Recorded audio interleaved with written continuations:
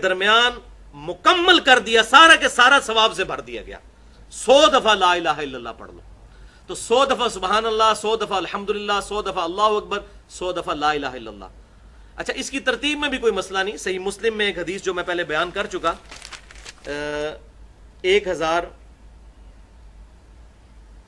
5601 کہ آپ صلی اللہ علیہ وسلم نے فرمایا کہ اللہ تعالیٰ کو یہ 4 کلمات محبوب ترین ہیں۔ اس میں آگے الفاظ ہیں چاہے ان کو آگے پیچھے کر کے بھی پڑھ لو، اس کا ثواب اسی طرح رہے گا۔ یعنی یہ ترتیب ضروری نہیں ہے کہ آپ نے پہلے سبحان اللہ ہی پڑھنا ہے، پھر الحمدللہ پڑھنا ہے، پھر لا الہ الا اللہ یا اللہ اکبر۔ یہ ترتیب کسی بھی ترتیب سے پڑھو تمہیں نقصان نہیں دیں گے۔ یہ صحیح مسلم 5601 نمبر حدیث میں موجود ہے۔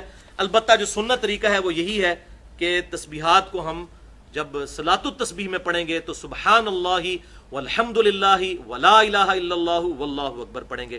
اب ان تسبیحات کو یاد کرنا بھی کوئی مشکل نہیں، تسبیحات فاطمہ سب کو آتی ہیں، 33 دفعہ ہم سب پڑھتے ہیں، بس صرف ایک ایک واو لگانی ہے بیچ میں، سبحان اللہ والحمد للہ، اور لا الہ الا اللہ پہلے آ جائے گا، ولا الہ الا اللہ واللہ اکبر۔ لا الہ الا اللہ ہمارا بیسک کلمہ ہے۔ تو یہ 4 کلمات ہیں جو آپ پڑھ لیں گے تو صلاۃ التسبیح کے اندر آپ کو اذکار اویلیبل ہوں گے۔ اب آتے ہیں صلاۃ التسبیح کی طرف۔ ایک دفعہ شوق اور محبت کے ساتھ دروشی پڑھ لیجئے۔ اللہم صلی علی محمد وعلی آل محمد کما صلیت علی ابراہیم وعلی آل ابراہیم انک حمید مجید۔ اللہم بارک علی محمد وعلی آل محمد کما بارکت علی ابراہیم وعلی آل ابراہیم انک حمید مجید۔ بھائیو، صلاۃ التسبیح اہل سنت کی بڑی بڑی 4 کتب کے اندر صحیح سند کے ساتھ موجود ہے۔ سنن نبی داؤد میں انٹرنیشنل نمبرنگ کے مطابق 1297 نمبر حدیث، جامعہ ترمذی میں 481 نمبر حدیث، سنن ابن ماجہ میں 1386 نمبر حدیث، اور المستدرک للحاکم میں صحیح سند کے ساتھ 1192 نمبر حدیث۔ ان 4 کتابوں میں صلاۃ التسبیح کی فضیلت اور اس کا طریقہ موجود ہے۔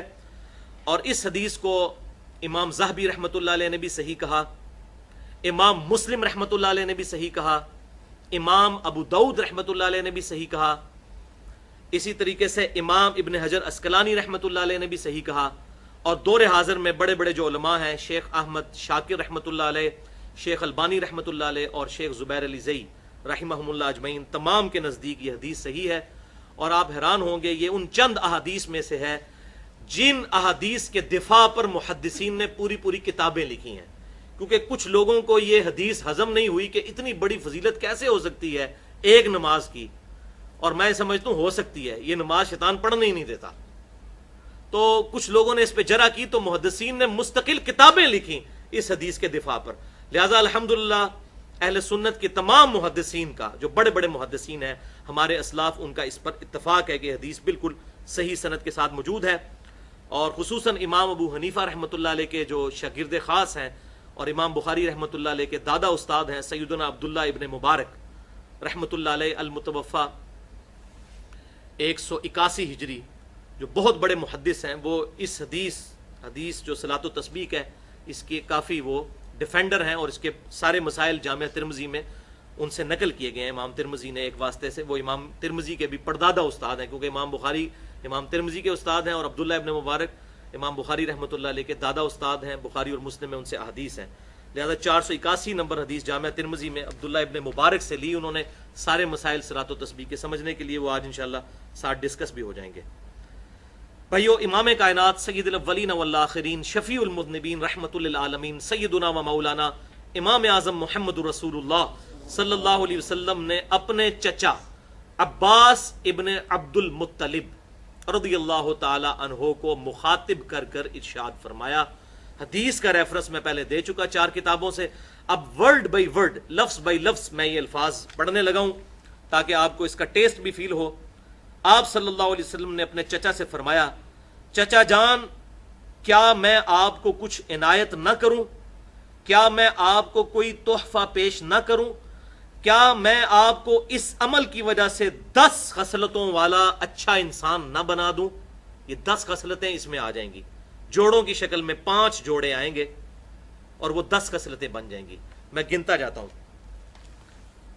تو پھر آپ صلی اللہ علیہ وسلم نے ارشاد فرمایا کہ جب اے چچا جان آپ یہ عمل کر لیں گے تو نمبر 1، اللہ آپ کے اگلے اور پچھلے، نمبر 2 پرانے اور نئے، نمبر 3 جان بوجھ کر کیے یا انجانے میں کیے، نمبر 4 چھوٹے اور بڑے، چھوٹے اور بڑے کبیرہ بھی، اور نمبر 5 چھپے ہوئے اور ظاہر، تمام گناہ معاف کر دے گا۔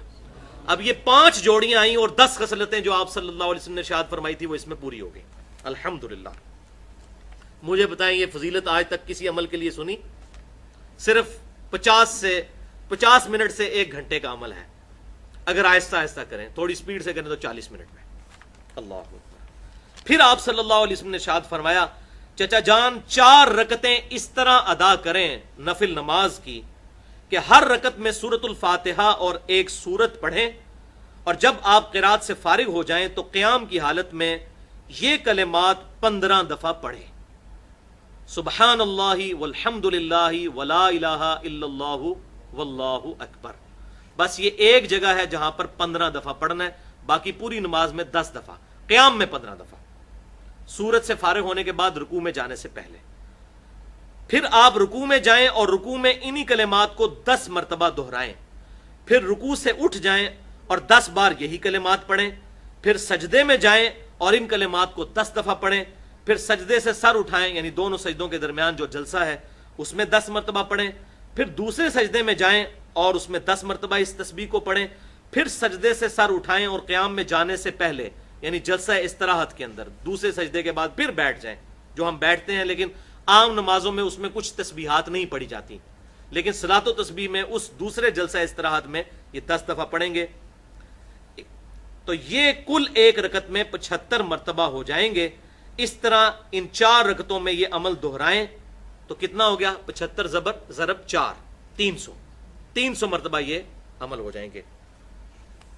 اور پھر آپ صلی اللہ علیہ وسلم نے پھر 5 باتیں ارشاد فرمائی، چچا جان ہو سکے تو یہ نماز روزانہ ادا کریں، اگر روزانہ نہ ادا کر سکیں تو ہر جمعے کو ادا کر لیں، ہر جمعے کو ادا نہ کر سکیں تو ہر مہینے میں 1 مرتبہ ادا کر لیں، اگر ہر مہینے نہ پڑھ سکیں تو ہر سال میں 1 مرتبہ، اور اگر سال میں 1 مرتبہ بھی نہ پڑھ سکیں تو چچا جان زندگی میں 1 دفعہ اس نماز کو ضرور پڑھیے گا۔ اللہ اکبر۔ آپ اندازہ کریں، آپ صلی اللہ علیہ وسلم کی ذرا ترغیب کا انداز دیکھیں، روزانہ نمبر 1، نمبر 2 نہیں پڑھ سکتے تو جمعے کے جمعے، نمبر 3 مہینے کے مہینے، نمبر 4 سال میں 1 مرتبہ۔ اب رمضان شریف کا مہینہ ہے، اس میں تو ہمیں توفیق ہو جانی چاہیے، سال میں 1 مرتبہ، اس کیٹیگری میں تو ہم فعال کر ہی جائیں کہ سال میں 1 دفعہ، یا رمضان کے ہر جمعے میں پڑھ لیں، سال میں 1 دفعہ، نہیں تو کہا کہ زندگی میں چچا 1 دفعہ نماز یہ ضرور پڑھ لینا۔ کیا انداز ہے ترغیب کا، الحمدللہ۔ اب اسی کانٹیکسٹ میں آخر میں صلاۃ و تسبیح سے ریلیٹڈ 8 صحیح احکام و مسائل بیان کروں گا، تاکہ اس میں جو اختلافی مسائل ہیں وہ بھی کور ہو جائیں، جو کیوریز ہیں وہ بھی ریزالو ہو جائیں، لیکن ایک دفعہ طریقے کو رپیٹ کر لیتے ہیں۔ قیام کی حالت میں ہم نے 15 دفعہ رکوع میں جانے سے پہلے یعنی سورت ملانے کے بعد اس کو پڑھنا ہے، سبحان اللہ والحمد للہ ولا الہ الا اللہ واللہ اکبر۔ اس کے بعد رکوع میں جانے کے بعد رکوع کی تسبیحات پڑھنے کے بعد وہ آگے آ بھی جائے گا، 10 دفعہ پڑھنا ہے۔ کتنے ہو گئے؟ 25۔ پھر رکوع سے سر اٹھا کر ربنا لک الحمد کہہ کر 10 دفعہ، 35۔